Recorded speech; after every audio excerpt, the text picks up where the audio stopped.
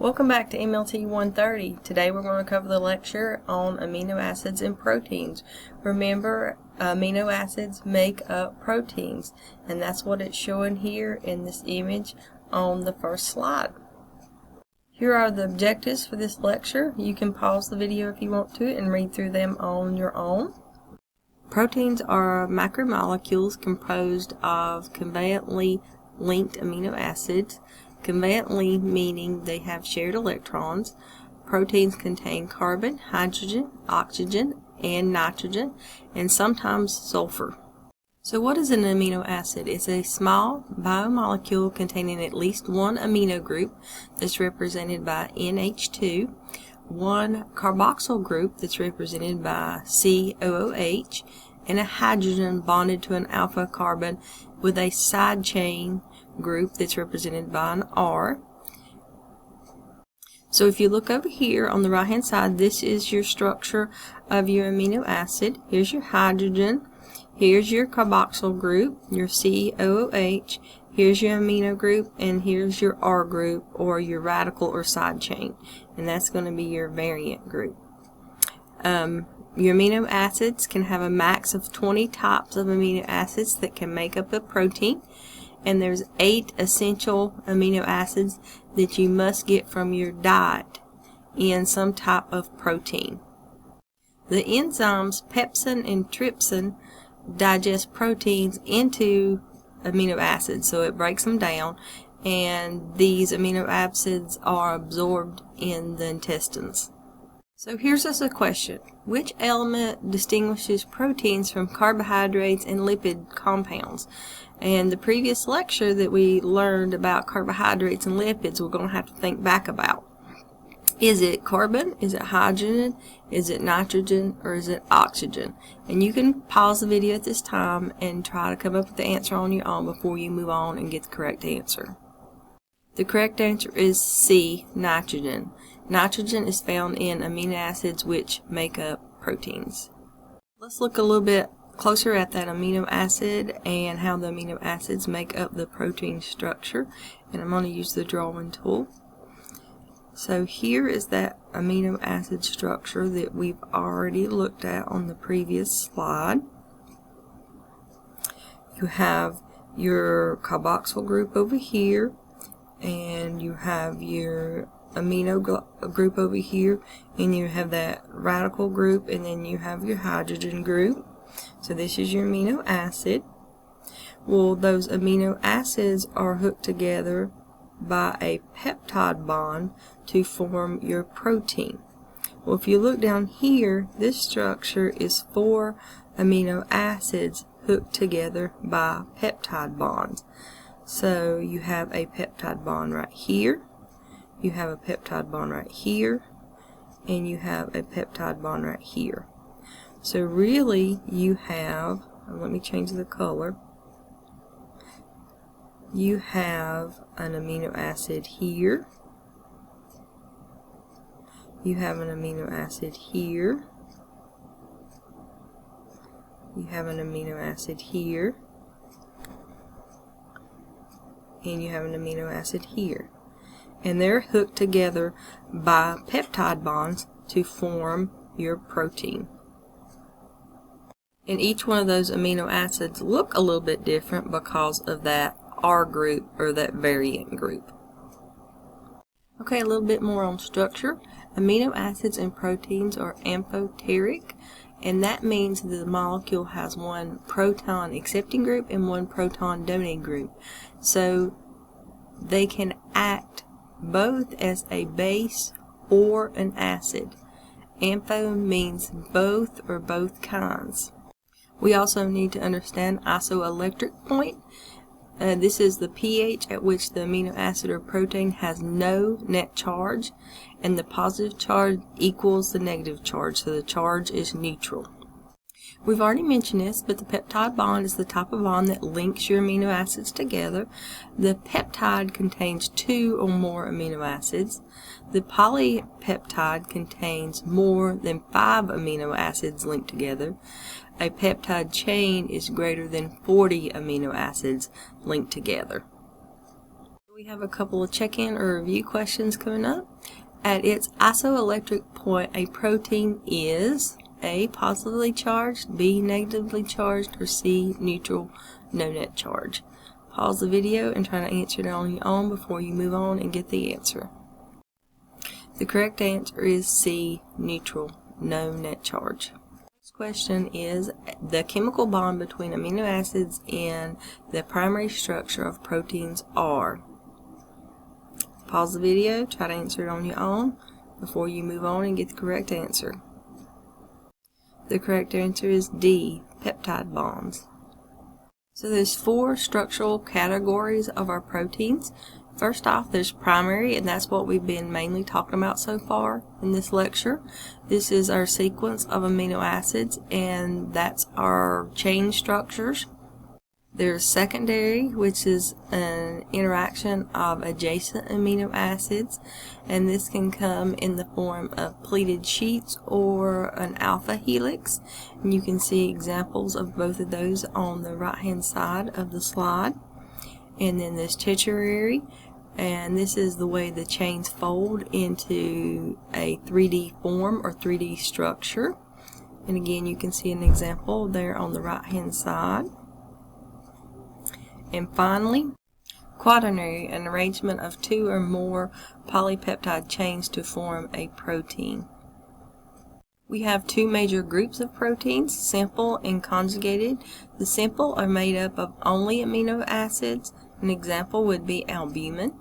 The conjugated have non-protein groups attached, and we have some examples coming up on the next slide.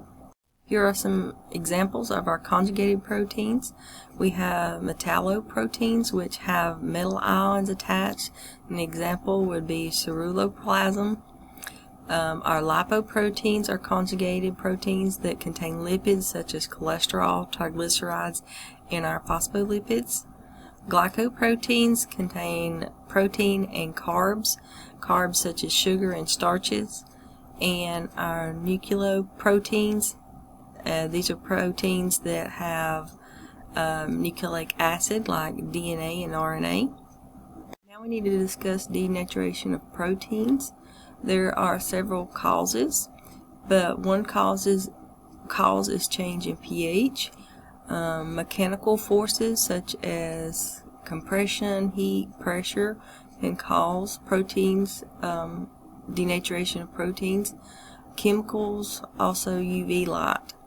So if a protein is denatured, what happens to the protein? It loses its activity. So basically the protein is going to change its structure. And you can see that in the image down here. This is what the normal protein looks like, but there's been some cause or problem that has happened, and the protein has gone through that process of denaturation or has been denatured, and that structure has changed and they've lost their activity. So now let's talk about protein synthesis. Where is protein made? Most proteins are made in the liver and then are secreted into circulation, except for our immunoglobulins or our antibodies and our hemoglobin and some of our coagulation factors and protein hormones. And remember what our coagulation factors are. Those are like our factors 1, 2, 3, and so on that we talked about in hematology. Those are our clotting factors that are involved in the intrinsic and extrinsic pathways in that coag cascade. Okay, but most proteins are made in the liver.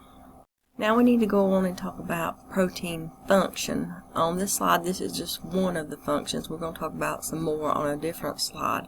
But one of the functions is maintenance of water distribution between cells and tissue. If proteins decrease, osmotic pressure is going to decrease, and this allows increased water into the interstitial fluid.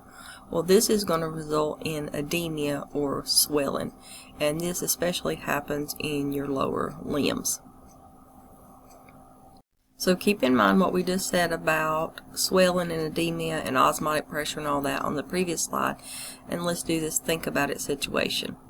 In patients with advanced renal disease and liver disease, we see a low plasma serum protein. Why? It's because in renal disease, the glomerulus is damaged. Okay, so we're talking about the kidney here. The glomerulus is damaged, and patients excrete protein in the urine. The plasma protein is low because the liver is the site of protein synthesis. So we're dealing with a kidney problem and a liver problem. The liver is not producing the proteins that they're supposed to be because of the liver disease. Okay? Remember, liver is the site of protein synthesis. The patient has low plasma protein because of the liver disease. Also, we're going to see edema or swelling in both the renal and liver disease patients because of the low plasma protein. Low plasma protein equals low osmotic pressure, what we just said in the previous slide. And fluids will going to increase in the interstitial fluid, causing edema or swelling. So as promised, here are some other functions of protein. We have coagulation proteins, and these are our coagulation factors like fibrinogen. We have some proteins that act as enzymes that catalyze chemical reactions. We have proteins that act as transport vehicles. Some of the molecules that are transported by proteins are things like bilirubin, transferrin, thyroid hormones. Our hemoglobin is a protein. Remember, our hemoglobin helps carry oxygen. Antibodies are proteins. Remember, our antibodies help prevent or fight infection, illness, and disease. Our peptide hormones, such as insulin, are proteins. Remember, our insulin helps regulate blood sugar. Our structural proteins, such as keratin and collagen, are also important to the body.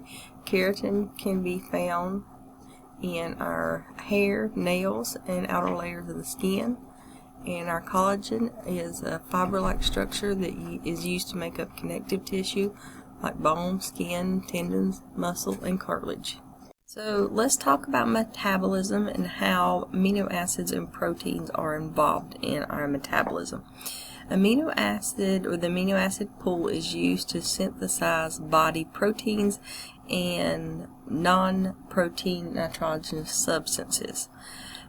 This process is used to provide about 12 to 20% of daily energy by deaminating or transaminating the amino acid group, resulting in a keto acid, which can enter the metabolic pathway with carbs and fat. So we're changing the amino acid group to a keto acid. So what is a keto acid? It's an organic compound that contains a carboxylic acid group and a ketone group. So what's our major takeaway we should know about metabolism? It's the process by which the body changes food and drink into energy. Now we need to discuss amino acid apathies. This is where you have diseases of the amino acid metabolism. We just discussed metabolism and how amino acids are involved. Remember, the amino acids are changed to allow them to be either deaminated or transaminated, and they're allowed to enter the metabolic pathway with our fats and carbs. But there's sometimes things go awry and you end up with problems in medical conditions. Amino acid apathies are rare. They're usually inherited, and they are an inborn error of metabolism. They are usually a result of a lack of or an abnormal enzyme. So the first one that we're going to discuss is PKU, and this one there's no activity of a particular enzyme, and the enzyme is phenylalanine hydroxylase. It's usually degraded by other pathways, and catabolites of phenylpyruvic acid can be found in the urine and blood of patients, and it usually gives the urine a musty odor. In patients, it can cause mental retardation due to the toxins, and also microencephalia meaning the patient's head could be smaller in size, and usually this is affecting a newborn. It can or could be corrected with diet. All states require screening at birth for PKU. The screening test is usually a dried blood spot on filter paper, and the dry blood is collected by a heel stick, and this again is just from the state required newborn screening programs. Next up is tyrosemia. This is a disorder of the tyrosine, the catabolism of it. Tyrosine is one of our amino acids. Catabolism meaning the breakdown with the release of energy.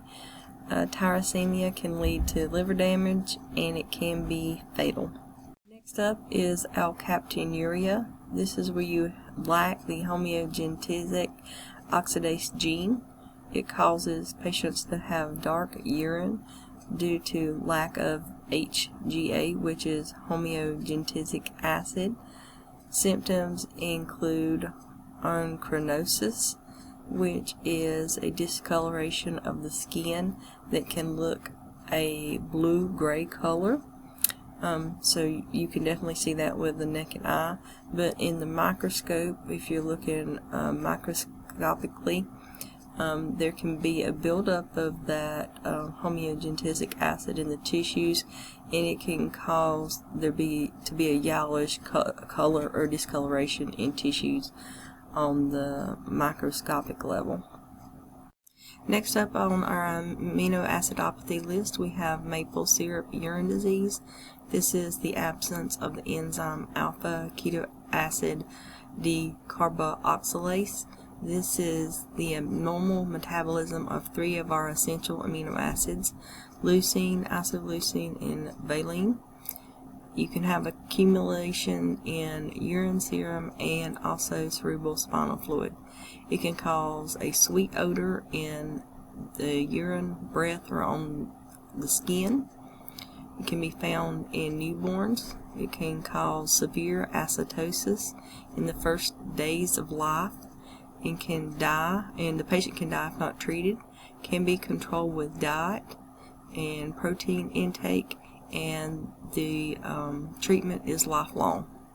Our next disease is isovaleric acidemia. This is a deficiency and degradation of leucine, and it causes a sweaty feet odor in urine samples.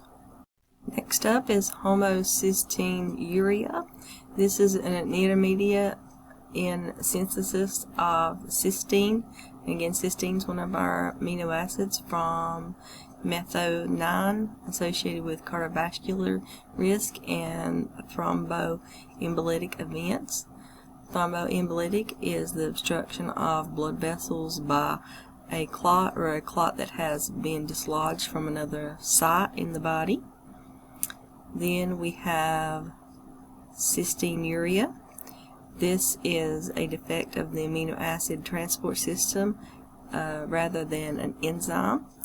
20 to 30-fold increase in excretion of cysteine due to failure in renal reabsorptive mechanisms. This tends to precipitate in renal tubules and form calculi, and remember, calculi is stones or kidney stones. This last little blurb down here at the bottom of this slide is criteria for analysis for amino acids. We usually do a 6 to 8 hour fast. We usually collect in a heparin tube. Plasma is promptly removed carefully, and we do not want to contaminate with platelets or white blood cells, and we do not want any hemolysis in our samples. This last slide is a little review activity where you're going to match the amino acidopathy with the definition, and pause the video at this time. Try to do it on your own before you proceed on and get the correct answer. The correct answer for 1 is A. The correct answer for 2 is E. The correct answer for 3 is B. The correct answer for 4 is D. And the correct answer for 5 is C. This concludes part 1 for our amino acid protein lecture. I will see you over in part 2.